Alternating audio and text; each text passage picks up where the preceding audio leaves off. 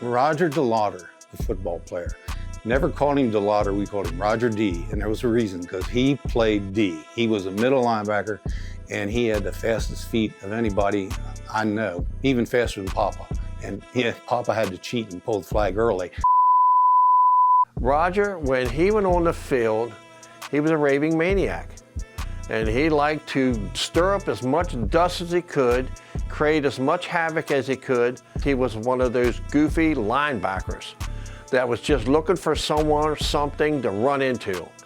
And if he couldn't run into a person from the other team, he'd fall on the ground and roll around. He was right at home at South High in the middle of the field where all the dirt and dust was at.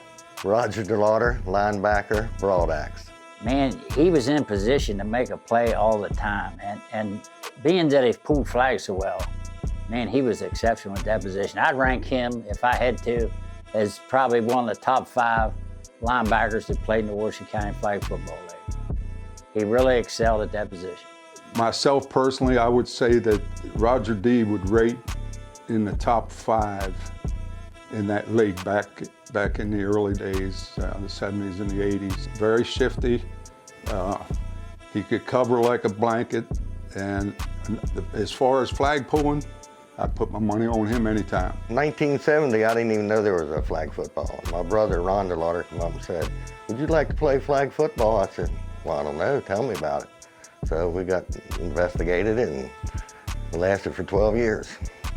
Wouldn't trade it in for nothing. Played sports since I was little, all the way up till I retired in the military, and football was my favorite flag, that is. My favorite story about Roger is this happened many times where, you know, there'd be a big pile of people, big cloud of dust, and there'd be Roger laying on the ground holding the flag up in the air. There was a pile of people in the middle of the field that he was trying to get to, and they all kind of crumpled, and here's Roger holding the flag up in the air like this. And you know, it just, that was his mentality. If somebody come out of the backfield, Roger come up with a flag. Somewhere along the line, he had a flag. He stuck his nose in where he shouldn't have been, but he got him. He was tough. When the smoke's cleared, Roger was there all the time. Somewhere there's a picture of him where out at South High, just a cloud of dust, and there's Roger D with his hand on the flag, you know, just holding it up so the refs could see it and all. I wasn't too fast, so I had to really try to read the plays and do reaction time. I felt comfortable doing that. Kept me in the game and just loved it. Dirtier the better. Close. I can remember 2 things really clear about Rogers. When he had one year, he was playing with a cast.